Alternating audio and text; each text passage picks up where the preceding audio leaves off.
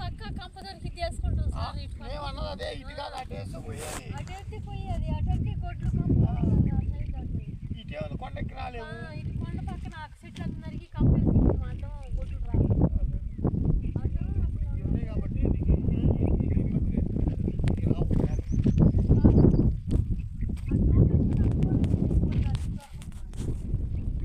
సరే పుట్టా ఒకటి అలా మళ్ళీ పుట్టా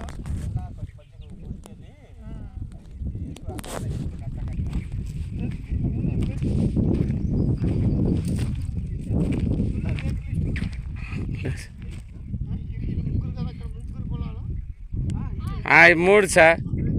ఇది జల్ల అక్కమ్మ, అది బొజ్జ మేరీలు, బొజ్జ రమణ సార్. వీళ్ళ వరకు అయితే ఫుల్ ఉన్నాయి. అవును సార్.